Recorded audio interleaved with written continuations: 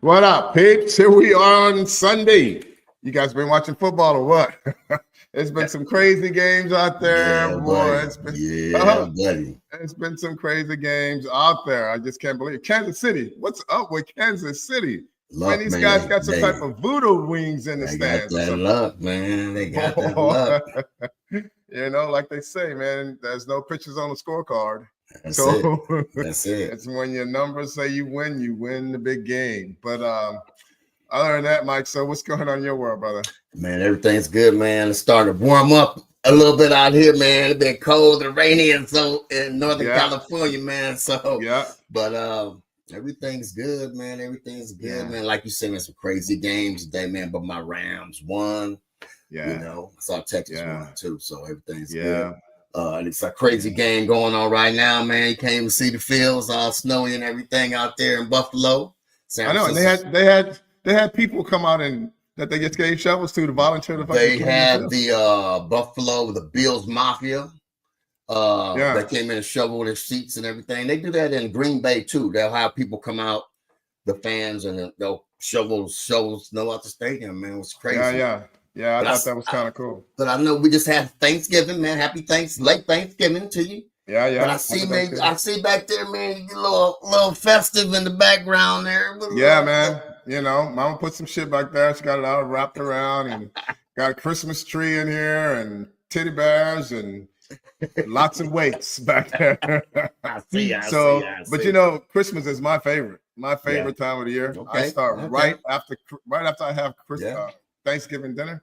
I'm right here. So I don't know about you, but my Thanksgiving dinner was so light I didn't even think it was Thanksgiving. I had a salad with chicken in it. Man, I just had I had a ribeye and some green beans. That's all I had. So I didn't get a chance to eat all that festive food, but you know, I was talking the other day with some friends, and we was talking about you know, how people will go. Actually, I was talking to some clients, but I call each other's friends now because since we are kind of in a little huddle talking. Right. But I was just letting them know about the whole deal about taking those Turkey Day meals and expanding them all the way into next week.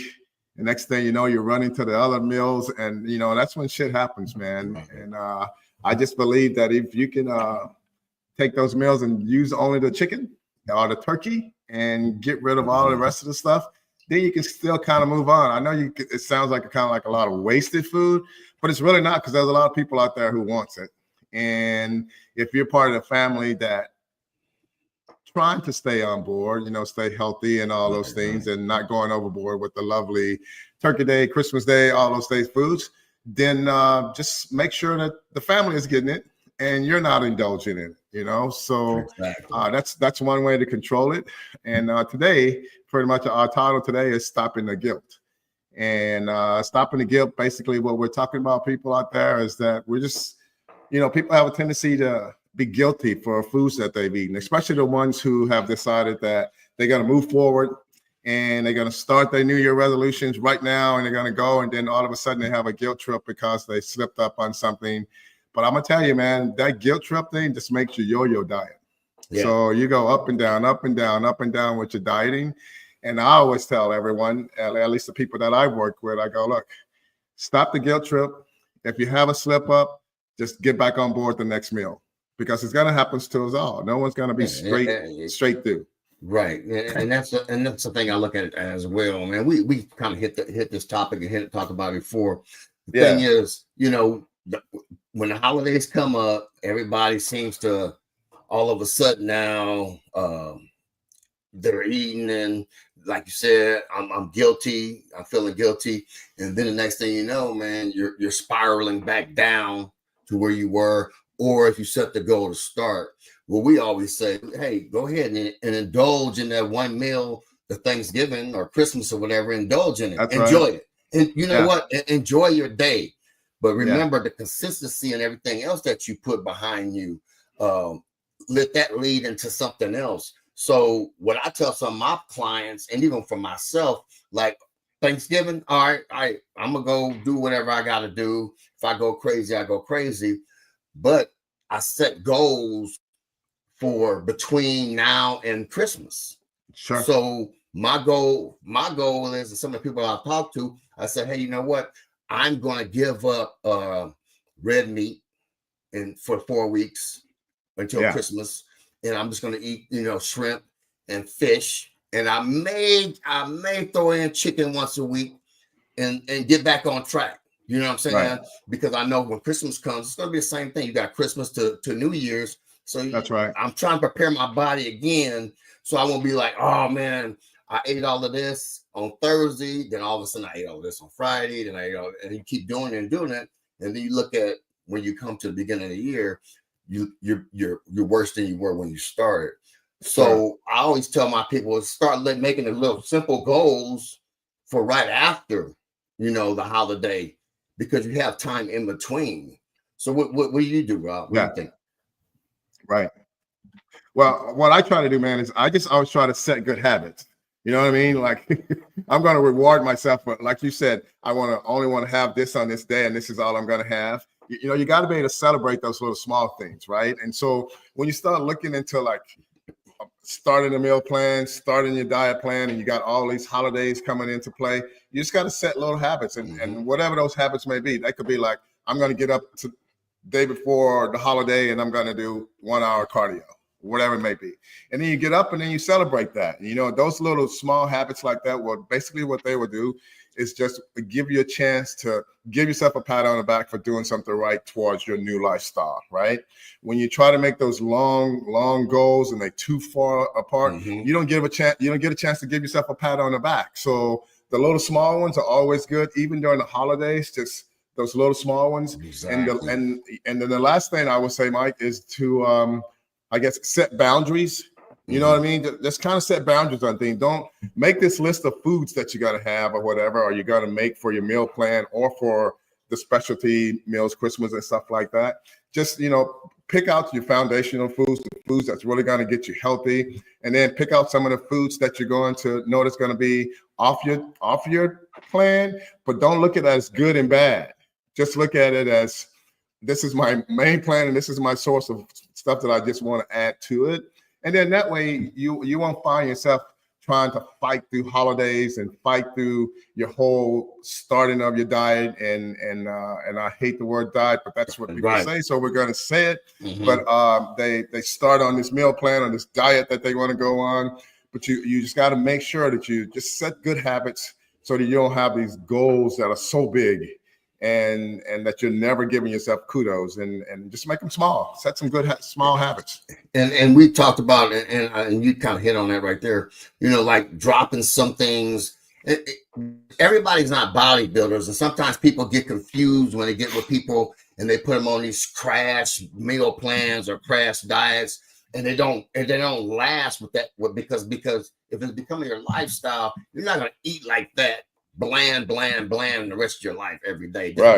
Being real, you know what I'm saying? Right. So I was talking to somebody the other day, and she was saying, well, the meal plans is the hardest thing when I give people. I said, yeah, because I said, are you taking things away from them gradually, or are you just giving them a bland meal plan right off the bat? And they, for 3 or 4 weeks, they might go hard at it. Then after that's right, man. They're eating the same. They're doing that in their mind, their bodies. Now they're like, hey, I can't do this no more. I can't do it. And then you lose them. You may even lose them as a client, and you may lose them to what they're doing. And we talked about that before. Like, hey, if you're drinking 3 Dr. Peppers, drop it to maybe 1 Dr. Pepper. And gradually go from there. When you start dealing with foods, you still, and as well as I do, it's all about taste. It's all about smell and taste when you're doing food. So if I'm taking everything away and saying, okay, you can only have 1,300 or 1,500 calories, and it's the blandest food ever, how long you think that's going to really last? When you're giving somebody a diet. Like I said, if I'm bodybuilding, that's different, because you're trying to get your body to a certain but if you're trying to make somebody, if it's a transition or a lifestyle change, when we talk about that, that's what we do. Then you have to look at the person and say, hey, what are you doing? What are you eating every day? What are you doing? And start bringing it down and say, hey, and start taking things away from them. And then you start saying, giving them the little, like you just said, the little goals, pat them on the back for that. Oh, hey, you did 20 minutes of cardio today when you're only doing 10 minutes last week. Now you're doing an hour of cardio this month when you started, you were only doing 10, 20 minutes of cardio. Those are the things. Those are the breakthroughs. And then all of a sudden, everything starts falling into place. All the tangibles come together. And then you can be a little bit more different with your diet. Because if you're being consistent, then when you're 6 to 8 weeks in, 3 months, we talk about 90 days in. Now, if it's becoming your lifestyle, if you mess up or slip up, the next day you're going right back to what you were doing before. All right? Absolutely. And it's the compound effect. You know what I mean? It's little by little by little by little, constant compound effect. And when you have the compound effect, that's when you start to see the big things take place. But we can appreciate the small things. That's when you can keep moving forward. It's when you get caught up in the process of just thinking, okay, 2 weeks in, oh my God, I don't look like I thought I was going to look. Oh my God, I'm not doing anything right. Oh my God, that's just self-destruction, right? And so sabotaging yourself, I should say. And the bottom line is that whatever you have on you right now, just imagine how long it took you to get it. It's going to take you twice as long to get it off. Exactly. So it's all about sticking to the plan, trusting the process. And believe me, at some point you will start to notice the difference. But we all know the first people who see it is our friends. Those are the ones who start noticing the subtle changes, because we look at ourselves all the time. We're our worst enemy when it comes to judging ourselves. And we just have, we get there. And so, but these things that, what I think that we're trying to share to you guys out there is, what you need to understand is that don't wait until you're in shape, as you hear people say all the time, Mike. When I get in better shape, I'm going to come to the gym. Well, if that was the case, you wouldn't have to come to the gym, because you're already in good shape, right? Yeah. You're already in good shape. So if you're not in good shape, then you need to come where there's an accountability. Now, I think most people say that is because they feel embarrassed about what type of conditioning they're in. But, you and I have said this 100 times on this show, is that people don't really look at you when you come into the gym, unless you bring attention to yourself. You come into the gym with red shoes on, one white and one yellow red shoe, and then you have a shirt that has some crazy saying on it. Yeah, people are going to go, oh, wow, that's a cool shirt. So they're going to look at you. But the bottom line is that people who are really into the gym to get shit done, they're all into themselves. And you can feel very comfortable in coming to a gym, especially if you got a trainer, because you're going to have someone that people respect anyways. And then you're going to come in with them, and they know you're about ready to make a serious change because you got a good trainer. So, don't wait until you get in shape to come train with me or Mike or anyone else. Just go and do what you got to do, for sure. We got somebody, Ellis Evans, man. All the best to you as well. Thanks for joining. That's right, Ellis. Yeah, man. And Mike. Then that's the thing, as well, when people, we've heard, I remember when Nisha said that, some other trainers said that, hey, I'll come to you when I'm in shape. Yeah. When is that? Yeah. When is that? And the thing is, we talk about too, for us, as we get older, it's more about heart health too. So, it's about getting your heart in shape so you can be around longer, so you can be able to do the things, that you need to be able to do, get out the chair, be able to get out of the chair. And you hear that now a lot, that lifting weights, pushing free weights, that's right, is the best thing for you, for your longevity to be around. And I stress that so much, man, the people that I see that are 40 and up, because sometimes I see people, they just run, they're running or whatever. And then they're talking about how bad their body hurts. And I'm saying, hey, are you doing any weights? And no, I don't lift any weights. Well, I said, well, you're getting older, you should need to, I said, you need to add some weights to your training. And when they start doing that, or you get somebody like that, then you can see the difference in their body. And you can see the people our age and older that have put in the time, or are starting to put in the time, that they're functioning better. They're not always in that ailment stage. I don't know if you want to talk about that a little bit. Yeah. But, you know, think about the people that you always see now that you say, oh, this hurts, that hurts, this hurts. It's getting colder. You know, Right. I'm getting older. If you're not doing anything to be preventative in it, you know, what do you think is going to happen next year? What do you going to think is going to happen next week? You know, you might want to talk about that a little bit, you know. Yeah, well, you know, when we put things off, Mike, I think most people out there are intelligent enough to know that when you put things off, it's procrastination. And as long as you're procrastinating and you don't have someone that's going to assist you in turning that light switch, that means a leader, a partner, or, you know, a coach, whomever, you're going to continue to procrastinate, because when you procrastinate, that's that excuse that we create. It's an excuse that it's a way that we can kind of go, oh, I'm going to get it done, but you know, I'm not. So whatever the case may be, right? And so procrastination has a tendency to make us all down the road look back and go, man, I wish I'd have got started. Yeah, I mean, I sure wish I'd have got started. I can't even get up out of this chair right now. Oh, my feet hurt so bad. Oh, my ankles are so swollen. Oh, I don't know what happened to me. I just don't know how I got to this point. All these things start to come about because that's the cover up for procrastination. So I enjoy training all levels of people. We talked about this before. And I think the greatest joy is watching someone physically change. Exactly. Whether they're 12 years old, whether they're 60 years old, to physically watch them change, and they notice the difference that they're making within themselves, and their confidence level go up, their whole ability to do the things they want to do, especially people that our age who are not in shape. And when they start to notice strength that they can now pack laundry around, they can now get their own groceries, they can now do all these little things around the house, because that's the most important thing for me. Anyone coming to train with me that's 50 and above, if they're not talking about competing, I just want you to be able to do your everyday life stuff with ease.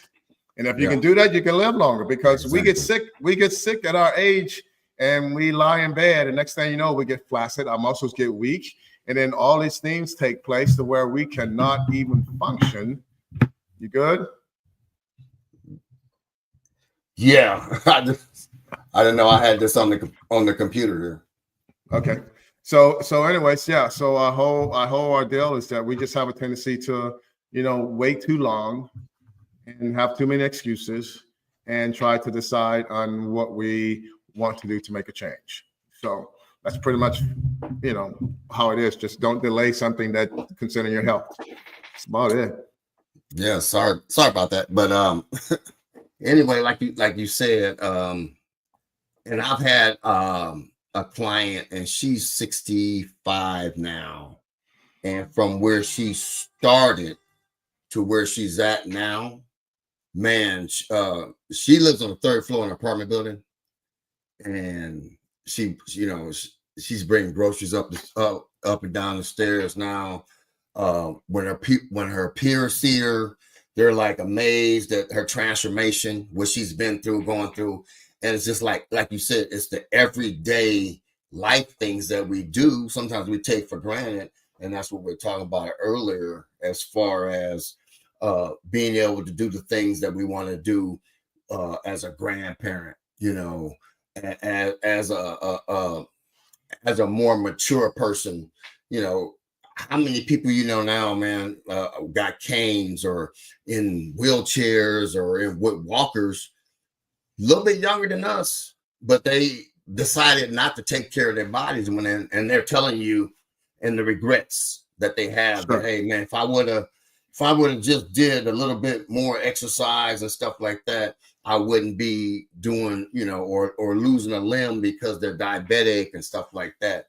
And that's, you know, we project that. We talk about that all the time, because that's something that we want you guys to prevent, because it's about preventative health.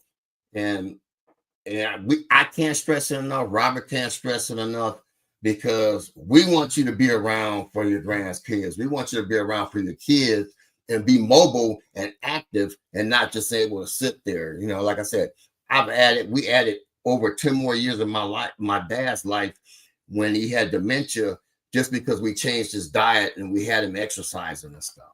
Sure.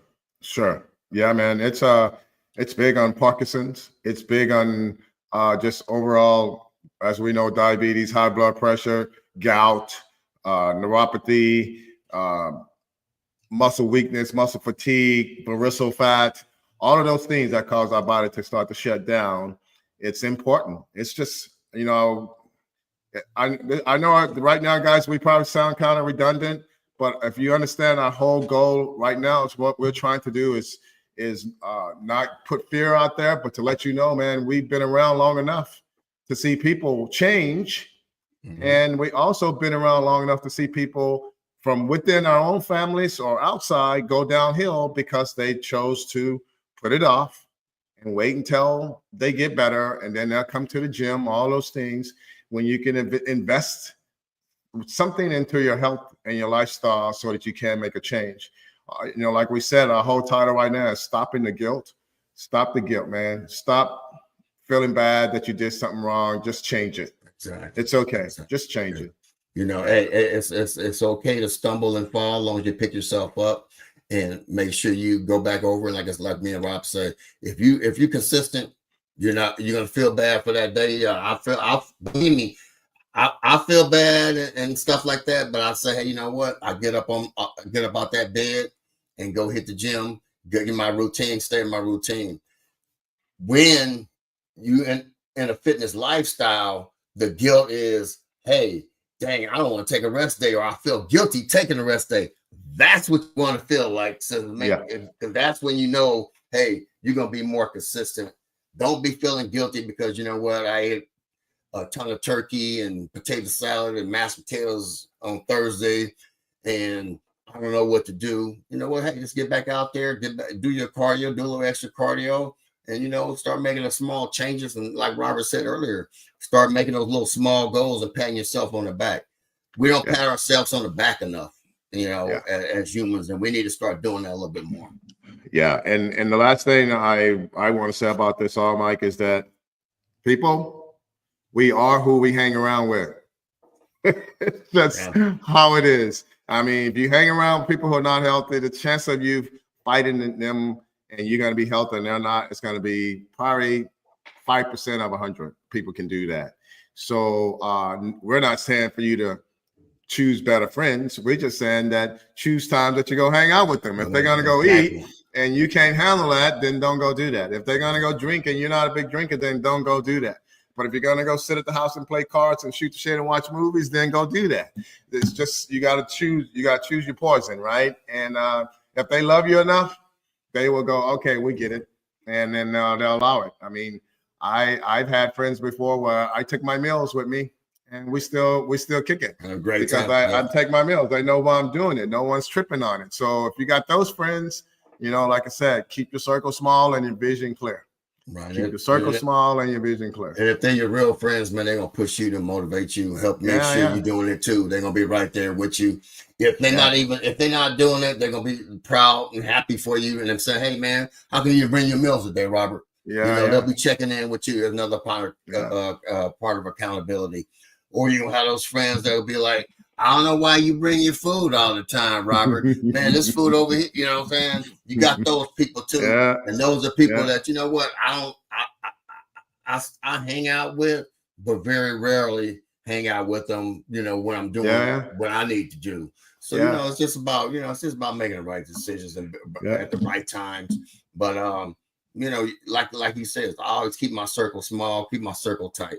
Yeah, man. And, like I said, the same people in that circle that maybe not against what you're doing, but kind of, question it, that why you're doing it, always become how you're doing it. Just keep doing your thing. Exactly. And next thing they know, they'll be saying, how are you doing this? I need to get on this because you're starting to really change around here. Yeah, I need to do that too. Yeah. So just keep doing your thing, people. But Mike, you got anything you want to add?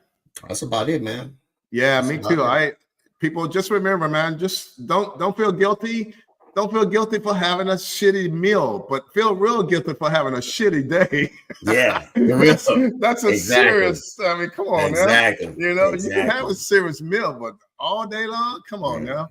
And then don't drag it into your week and everything like that. Yeah, so as we said, that just remember, man, what you're trying to do, what you're trying to accomplish, and this is your lifestyle now.